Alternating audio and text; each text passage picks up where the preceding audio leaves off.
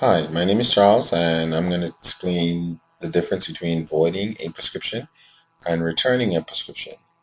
So from the main prescription screen, I'm going to hit F5, and this is my cart. Now remember, the carts holds items that were not purchased as yet, even though it's a prescription.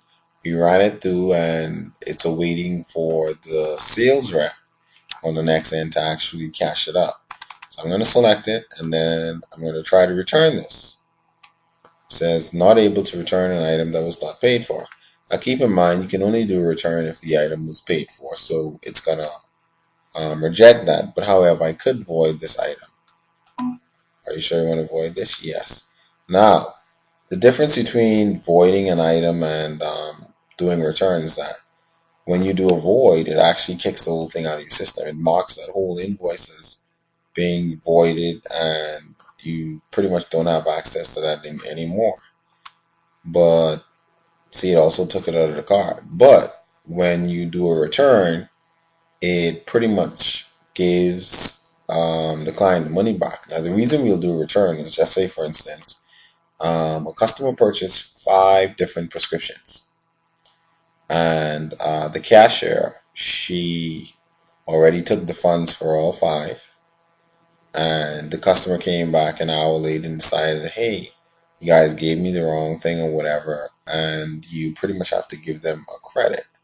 Now, we only allow the credits to be done from the pharmacy side because drugs have to be verified, and if the seal is broken and stuff like that, then automatically we're going to reject it, or it should be rejected.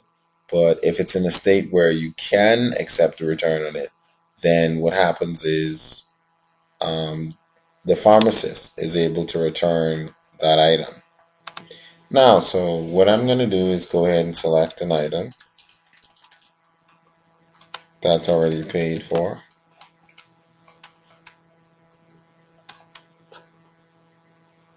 And here we have a prescription up here. It says sale invoice number.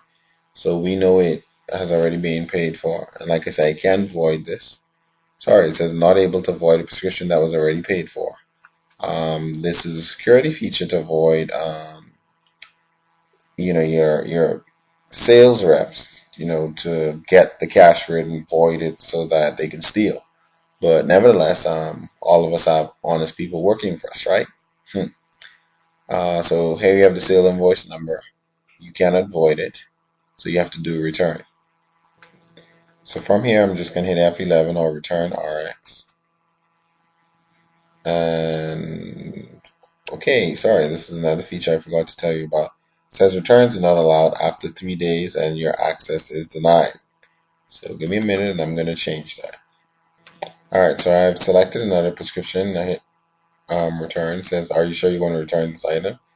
Yes. So now I print it onto my virtual printer, and there's the receipt. And it pretty much says that this item was returned, and they're responsible for carrying this to the cashier, and they can claim 57 cents if it's worth it. So the difference between the returns and the void is, once again, you can only do a return on an item that was paid for. The voiding can be only items that were not paid for. So that's the difference between the voids and the returns, and you know when to use each one.